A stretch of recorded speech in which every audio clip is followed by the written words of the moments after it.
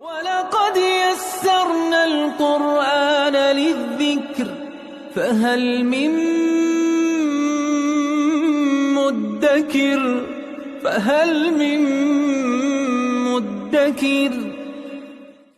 اعوذ باللہ من الشیطان الرجیم بسم اللہ الرحمن الرحیم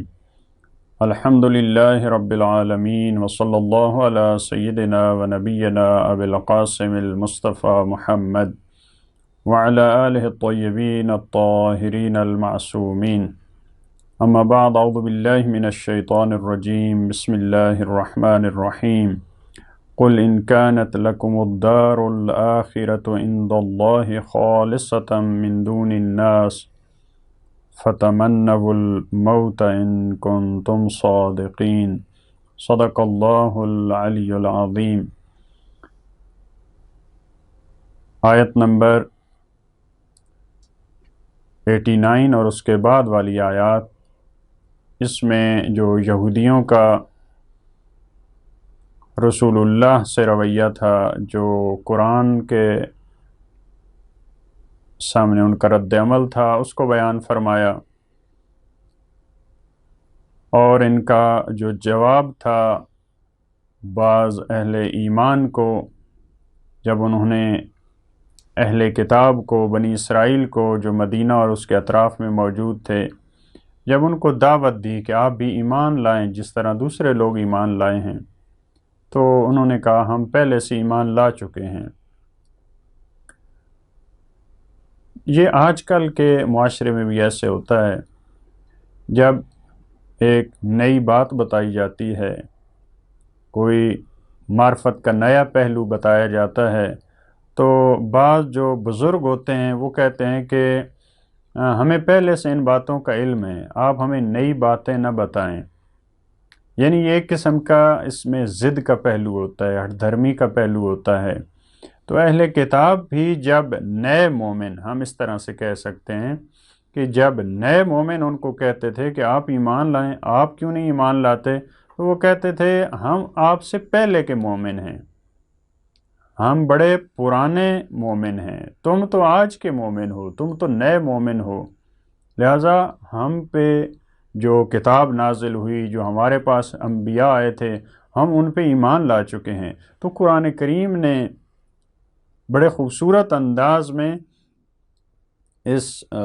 مسئلے کا تجزیہ و تحلیل کیا ہے، اس کو بڑے خوبصورت انداز میں ایک ایک کر کے بتایا کہ کیا یہ چیز ایمان ہے، کیا تمہارا یہ کام ایمان کی علامت ہے۔ اب اس آیت میں 94 میں فرمایا قل ان کانت، اے رسول کہہ دیجئے، ان کانت لکم الدار الآخرۃ، اگر آخرت کا گھر تمہارے لیے ہے، تمہاری ملکیت ہے، کیونکہ ان کی ایک یہ بھی بات تھی جو پہلے بھی جس کا تذکرہ موجود تھا کہ ہم جہنم میں نہیں جائیں گے، اگر گئے تو ایام معدودہ، چند دن۔ اس کا مطلب کیا تھا؟ یعنی ہماری وہاں پہ جاگیرداری ہے، ہمارے وہاں پہ تعلقات ہیں، ہماری خدا سے خصوصی تعلق داری ہے، رشتہ داری ہے، لہذا فرمایا کہ اے رسول ان سے کہہ دیجئے اگر آخرت کا گھر، اگر عالم آخرت تمہارے لیے اللہ کے ہاں خالصتاً، خالص کسی اور کے لیے نہیں ہے، یعنی وہاں پہ کیونکہ یہ کہتے تھے کہ فقط ہم اللہ کے چہیتے ہیں، فقط ہم اللہ کے محبوب ہیں، ہم اللہ کے بیٹے ہیں، اگر یہ تمہارے لیے خاص ہے، ساری چیزیں خالص ہیں، خالص خالصتاً، خالص اس چیز کو کہتے ہیں جو ہر قسم کے کھوٹ اور ہر قسم کی ملاوٹ سے الگ ہو، جو چیز اس کو کہتے ہیں یہ خالص ہے یہ چیز۔ لہٰذا اگر آخرت کا گھر خالص ہے تمہارے لیے من دون الناس، دوسرے لوگوں کے علاوہ، یعنی دوسروں کے لیے نہیں ہے، مسلمانوں کے لیے نہیں ہے، مثال کے طور پہ عیسائیوں کے لیے نہیں ہے، فقط یہودیوں کے لیے ہے، بنی اسرائیل کے لیے ہے، اگر آخرت کا گھر فتمنوا الموت، تو بس تم موت کی تمنا کرو، یعنی پھر تمہیں تو جلدی سے جانا چاہیے عالم آخرت میں،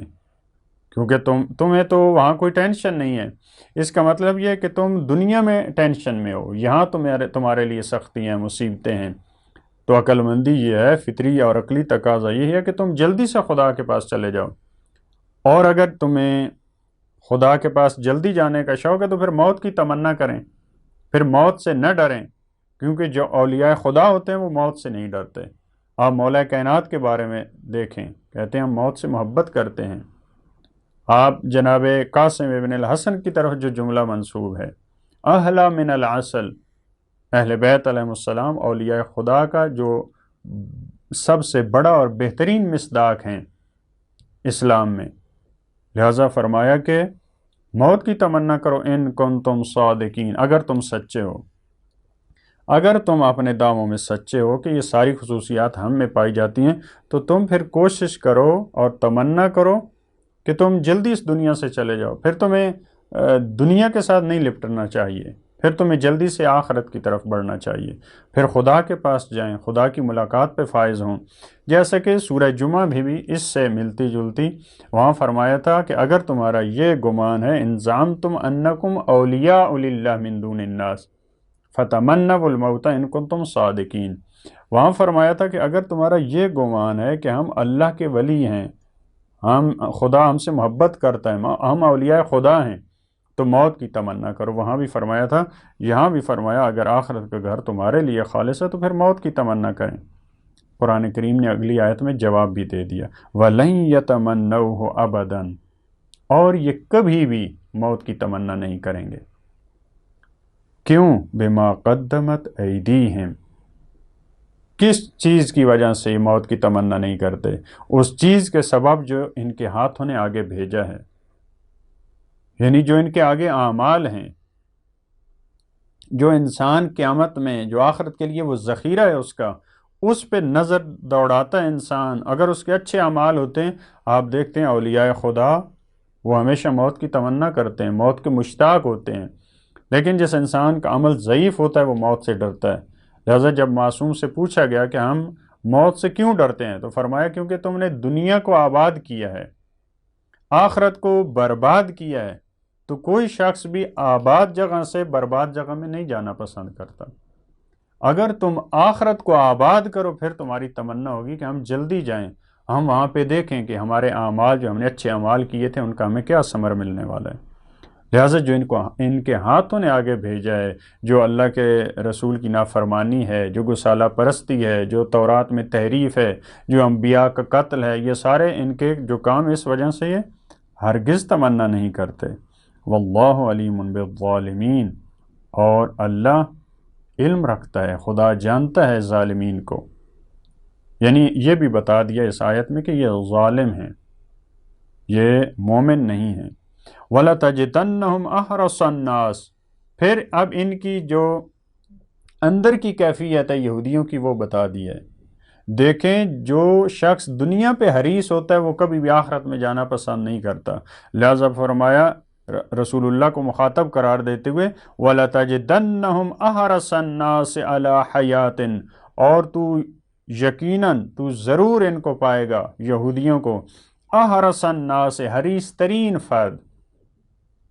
حریص ترین فرد۔ حرص اس محبت کو کہتے ہیں جو دل کو چیر کے رکھ دے، جو دل کو پھاڑ دے، اس کو حرص کہتے ہیں۔ یہ احرص الناس حریص ترین ہیں علی حیات، زندگی پر۔ حیاتن بھی مفسرین کہتے ہیں اس کے نیچے جو تنوین ہے یہ تنکیر کے لیے، یعنی پسترین زندگی، یہ مر مٹنے والے ہیں، پسترین زندگی پہ بھی، دنیا کی زندگی ان کو ملے جیسی بھی ہو اس پہ مرنے والے ہیں۔ وَمِنَ الَّذِينَ أَشْرَكُوا، ان سے بھی زیادہ حریص ہیں جو مشرک ہیں۔ یعنی دیکھیں یہاں پہ موازنہ کیا ہے اہل کتاب اور یہودیوں کا مشرکین کے ساتھ۔ یعنی دیکھیں مشرک وہ ہوتا ہے جو کہتا ہے دنیا جو کچھ ہے، اس کا آخرت پہ ایمان نہیں ہوتا، خدا پہ اس کا صحیح عقیدہ نہیں ہوتا، اس کا نہ عمل صالح ہوتا ہے اس کے پاس، نہ ایمان ہوتا ہے۔ وہ کہتا ہے کہ جو کچھ ہے اس دنیا میں ہے، ہمیں دنیا کی لذتوں سے بس فائدہ اٹھانا ہے، اور اس کے بعد ختم، ہم خاک ہو جائیں گے، مٹی میں مل جائیں گے اور ختم۔ ان سے زیادہ فرمایا کہ یہ دنیا کے حریص ہیں۔ یود احدہم، ان میں سے ہر ایک کی یہ خواہش ہے، تمنا کرتا ہے، ہر ایک محبت رکھتا ہے، ہر ایک لو یعمر الف سنۃ کہ کاش اس کو 1000 سال کی عمر مل جائے، یعنی اس کو بہت لمبی عمر مل جائے۔ وما هو بمزحزحہ من العذاب ان یعمر، اور فرمایا ان کو الگ نہیں رکھ سکتا عذاب سے یہ زیادہ عمر کرنا۔ مزحزحہ یعنی اس کو الگ کرنا، اس کو عذاب سے الگ نہیں کر سکتا۔ اس طرح سے نہیں ہے کہ اگر یہ 1000 سال 2000 سال بہت لمبی اگر زندگی بسر کریں دنیا میں تو یہ آخرت کے عذاب سے بچ جائیں گے، اس طرح سے نہیں ہے، آخرت کا عذاب ہر صورت میں دیکھیں گے۔ واللہ بصیر بما یعملون، اور اللہ بڑی باریک بینی سے، بڑی دقت سے دیکھنے والا ہے ان کاموں کو جو وہ انجام دیتے ہیں۔ پروردگار سے دعا ہے کہ خدا ہمیں آخرت کے لیے اچھا ذخیرہ بھیجنے کی توفیق دے تاکہ ہم موت کی تمنا کرتے ہوئے، ہم موت سے محبت کرتے ہوئے نظر آئیں، اور خدا اپنی محبت سے ہمارے دلوں کو روشن کرے اور